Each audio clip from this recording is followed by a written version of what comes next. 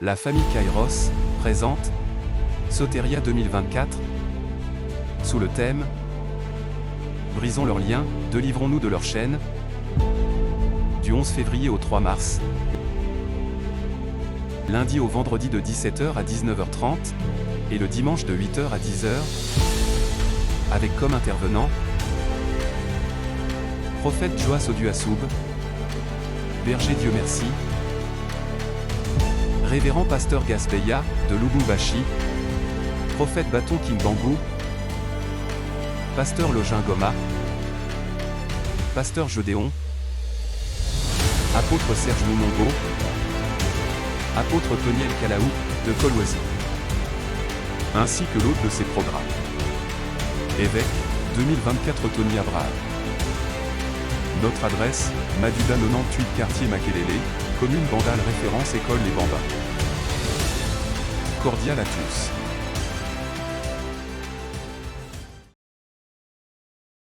Soteria, Soteria, Soteria, Sozo, Sozo, qui veut dire les salis intégrales. Shalom, shalom peuple de Dieu. Nous voici dans notre nouvel épisode, quand nous parlons de nouvel épisode qui veut dire 11e jour de ces grandes activités dénommées Soteria. Nous avons reçu une grâce ce soir, une grâce puissante ce soir. Donc cette grâce nous est venue de Lubumbashi, Wantash. Donc cette grâce, elle nous a bénis. Elle a parlé de liens, du chaîne, de tout ce qui est lié dans le thème de ces dénommés. Donc sans plus tarder, je veux appeler celui qui nous a bénis ce soir. Il va se présenter sur ces plateaux. Merci beaucoup.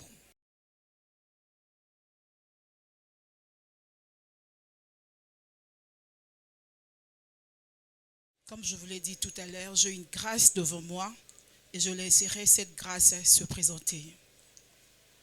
Avec vous et moi, nous allons découvrir. Bonsoir, pasteur. Bonsoir, maman. Sinon, vous allez bien? Oui, ça va, par la grâce du Seigneur. Merci, pasteur. Nous sommes dans la joie de vous recevoir sur ces plateaux de Soteria. Merci beaucoup, le plaisir est partagé. Amen, merci. Ma première question, qui est le pasteur Roland Gasbeya? Le pasteur Roland Gasbeya, c'est un pasteur de la communauté Mévas, mission évangélique Arche du Salut, qui est dirigé par le pasteur Ephraim Kalala, qui est notre représentant légal. Une vision du fait patriarche Eligras Moshidi. Donc je suis pasteur responsable de la Mévas dans les quartiers industriels, précisément à Lubumbashi. Voilà. Amen. Merci, peuple de Dieu, vous avez compris. Cette grâce nous vient tout droit de Lubumbashi. Pasteur Roland Gasbeya, de qui êtes-vous fils? Je suis le fils spirituel du révérend pasteur Ephraim Kalala, communément appelé Moana Wachilobo.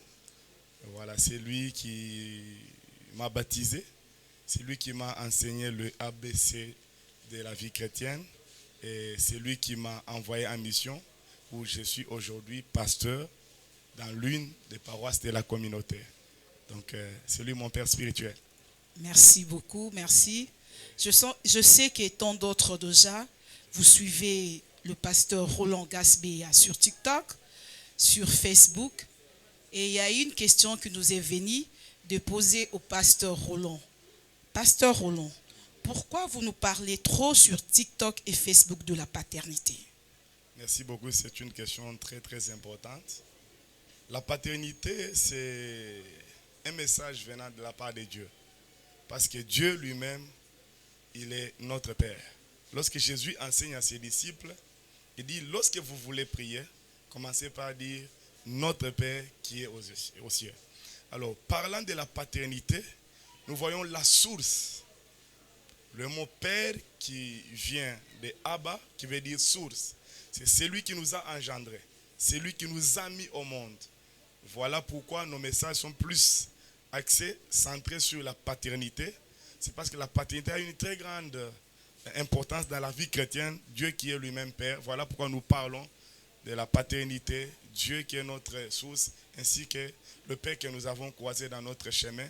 Nous expliquons à la jeunesse, à notre église, à nos fidèles, qu'il faut rester fidèle au Père. C'est lui qui vous a engendré parce qu'il est la source. Quand on se détache de la source, on ne va plus encore couler. Voilà pourquoi nous parlons plus sur la paternité. Merci, merci, amen. Je crois que nous sommes satisfaits de notre réponse. Et je voudrais demander à Pasteur Roland une citation sur la paternité. Waouh! La citation sur la paternité. Tous mes fils savent que j'ai une citation dont je leur parle souvent. C'est lui qui perd un père, c'est père. Donc quand quelqu'un perd son père, il se perd et il devient sans repère. Voilà une citation que j'ai sur la paternité. Waouh! Je sais que le fils du pasteur Roland, de là où vous êtes, vous savez déjà la citation du père. Merci, pasteur. Encore une question. Quels sont les acquis et avantages d'un fils royal auprès de son père? Il y a beaucoup de choses à dire par rapport à cette question, parlant des acquis ainsi que des avantages. Lorsqu'on reste à côté d'un père, il y a beaucoup de choses qu'on apprend. On apprend la loyauté, la fidélité. On peut apprendre comment est-ce qu'on peut servir Dieu. Les avantages, le premier avantage d'être d'un fils qui est loyal, il apprend les secrets qui sont dans les seins de son père. Il y a des choses que le père peut dire au serviteur, mais les secrets, il les confie au fils. Pourquoi? Parce que le serviteur, quand il travaille pour avoir son salaire. Mais quand un fils travaille, c'est pour l'héritage. Il sait que si aujourd'hui, mon père meurt, c'est moi qui vais hériter de ce que le père avait. Voilà. Donc un fils qui reste loyal à côté du père, c'est un fils qui a la couverture, il a la protection, il a la sécurité. C'est comme Dieu dit à Adam de rester dans le jardin. Lorsqu'il a désobéi à son père, il s'est vu en dehors du jardin. Quelqu'un qui reste royal, il sera sous la protection, il sera en parfaite communication avec son père et les portes de son père deviennent automatiquement ses portes. Les avantages de son père deviennent automatiquement ses avantages. C'est comme moi par exemple. Il y a des églises où je prêche aujourd'hui, ce n'est pas à cause de la grâce que j'ai, mais on me dit dans ces églises, c'est à cause de ta fidélité auprès de ton père. Et là, j'ai beaucoup de portes, j'ai beaucoup d'églises où je prêche à cause de l'alliance du Dieu de mon père. Merci. Merci beaucoup, pasteur. Merci. Donc, nous avons saisi quelque chose. Nous avons appris. Donc, le fils, restons toujours royal auprès de nos pères. Par rapport à vos programmes, vos visions, il y a une activité que vous organisez bientôt là. Je sais que vous avez tant d'abonnés sur TikTok, sur Facebook. Un message, quels sont vos programmes et vos visions? Voilà. Déjà, c'est dimanche ici. On a un très grand service dans notre église, Mevas Industriel. Ce service a pour thème « Je bénirai l'œuvre de tes mains ». Donc, c'est un service que nous faisons annuellement, au début de l'année, pour bénir le travail. Parce que Dieu, il est d'abord le Dieu des travailleurs. Dieu aime les gens qui travaillent. Alors, dans ces services, nous bénissons les travailleurs afin qu'ils puissent avoir la faveur dans ce qu'ils font, qui est la multiplication et la productivité. Mais aussi pour ceux-là qui n'ont pas le travail, nous leur impactons afin que Dieu leur accorde un travail. Déjà, c'est dimanche ici, dimanche 25 février. Nous avons un très grand culte que moi-même je vais conduire. C'est à partir de 8h30 jusqu'à 12h. Et dans ce culte, je lance une invitation pour appeler tous mes fils, tous ceux qui sont à Lubumbashi, de venir répondre massivement à ce culte. Et chaque personne doit venir avec un objet de son travail. Vous êtes médecin, vous allez venir avec votre blouse. Vous êtes ingénieur, vous allez venir avec votre flétan ou bien votre chapeau, afin que nous puissions impacter votre travail. Voilà les grands travaux que nous avons déjà à partir de ce dimanche ici, où j'appelle tout le monde. Merci. Le fils Le fidèle de l'Église, vous avez déjà eu le communiqué venant du Père. Il vous appelle. Déjà, ce 25, il sera déjà avec vous à Lubumbashi, Wantash. Donc, il sera là avec vous. Venez nombreux, venez vraiment massivement. Venez. Vous allez vivre l'impactation divine donc du jamais vu. Et la toute dernière question. Vous n'êtes pas seulement pasteur, vous êtes aussi un prophète. Hormis aussi prophète, vous êtes aussi, si je n'ai pas oublié, vous êtes aussi un sacrificateur. Donc, que dit Dieu pour la RDC? Par rapport à la nation congolaise, la RDC, qui est notre patrie, c'est une nation que Dieu aime beaucoup. Et Dieu a un bon projet pour cette nation. Amen. Comme nous l'avons vu dans les cultes que nous venons de suivre il n'y a pas très longtemps, le Seigneur nous a parlé par rapport à la nation. Il a élevé un drapeau de la paix au niveau de la RDC. C'est-à-dire bientôt, tous les combats qui sont et la guerre qui est en train de se passer à l'Est, le Seigneur lui-même nous a dit, il s'est levé parce que le sang des Congolais a trop coulé. Il a entendu les cris et les prières des fidèles dans notre pays et il descend lui-même pour défendre notre cause. Vous allez remarquer, comme nous l'avons dit dans les cultes, la paix va rentrer. Le Congo, on parlera du Congo partout. Il y aura la paix dans ces pays, il y a des grandes choses qui vont se faire. Alors pour cela, nous demandons à tout enfant de Dieu, à Kinshasa, à Lubumbashi, dans toutes les provinces, de s'élever encore dans la prière. Il y a des gens qui se disent, nous avons trop prié, mais la guerre continue. Donc Dieu vient de nous répondre que lui-même, il s'engage dans cette guerre pour défendre la cause de la RDC. Amen. Alors Dieu aime beaucoup cette nation. Il y a beaucoup de choses que le Seigneur nous a révélées. Et d'ailleurs, je profite de votre chaîne pour lancer un message que ceux qui sont à l'armée, ceux qui sont dans la politique, qui travaillent contre les pays, ces personnes doivent se convertir. On ne peut pas trahir sa nation, on ne peut pas trahir sa patrie. Alors Dieu vous a placé dans ces pays, non pas pour détruire les pays, mais c'est pour participer avec vos talents, votre intelligence à l'émergence de ces pays. Alors nous faisons un appel afin que tous ces enfants perdus du pays, qu'ils reviennent au pays pour servir leur pays, qu'ils ne trahissent pas.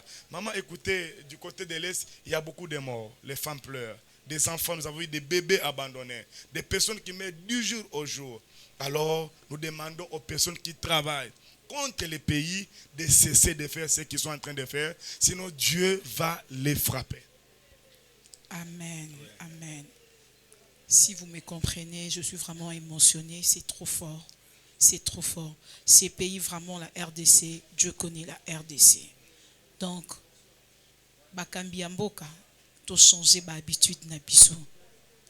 S'il vous plaît, vous changez ma habitude. Ceux qui bobundaka contre Mboka na bino moko, cette fois-ci, nzamba robimisa bino na poisa. Parce que azo révélé yango na basali na ye, eza pambate soki azo lakisa yango. Donc ça n'est de trop ayoki kolela. Il y a peuple congolais, combien des églises ils en a Congo, combien de âmes oyo et belle la caille. Donc cette fois-ci, fini la guerre, cette fois-ci, beau se repentir, beau se repentir. Merci beaucoup, Pasteur Roland. Merci. Là, c'est ma demande. Okay. On vous a vu aujourd'hui à Kinshasa, précisément dans la famille Kairos. La famille Kairos, c'est chez vous. Je sais que vos bénédictions ne sont pas épuisées. Quelle est encore la bénédiction que vous pouvez nous laisser encore à la famille Kairos? Parce que déjà, 2 dimanches, vous êtes déjà à Lubumbashi. Quelle est la bénédiction que vous pourriez encore nous laisser à la famille Kairos? Je commence par dire merci. Merci d'abord à toute la famille Kairos, en général, et particulièrement au révérend prophète, que moi j'appelle mon évêque. Évêque 2024. Tony Abraham, un homme bien. J'ai dit merci pour l'accueil, pour l'amour, et surtout pour la sécurité durant ce séjour ici à Kinshasa. Amen, merci. Et je profite de ce micro pour bénir tous les enfants de la famille Kairos. Amen. Restez attachés, soutenez votre Père, Amen. Faites avancer l'œuvre de Dieu, servez l'Éternel avec ce qu'il vous a donné. Amen. Je les bénis de tout mon cœur. Amen. Et je réponds encore sur ce micro que Dieu s'est décidé de bénir cette famille. Amen. Il y a des gens qui vont travailler, qui vont se marier. Amen. Il y a beaucoup de gens, à cause de leur fidélité et de ce grand travail qui vient de se passer, qui vont témoigner la main de Dieu. Amen. Que Dieu bénisse toute Amen. la presse, médias, ainsi que toute l'équipe autour du prophète, évêque 2024, Tony Abraham. Merci beaucoup. Amen. Merci. Amen. Que votre Dieu vous accompagne, Pasteur Roland. Merci beaucoup, maman. Merci. Je vous en prie. La famille Kairos présente Soteria 2024 sous le thème Brisons leurs liens, délivrons-nous de leur chaîne. Du 11 février au 3 mars. Lundi au vendredi de 17h à 19h30 et le dimanche de 8h à 10h. Avec comme intervenant Prophète Joas Oduasoub, Berger Dieu merci, Révérend Pasteur Gaspeya de Lubumbashi, Prophète Bâton Kimbangu, Pasteur Login Goma, Pasteur Gédéon, Apôtre Serge Moumongo, Apôtre Toniel Kalaou de Kolwezi, ainsi que l'hôte de ses programmes. Évêque 2024 Tony Abraham. Notre adresse, Maduda 98 quartier Makelele, commune Bandal référence école Les Bambas. Cordial à tous.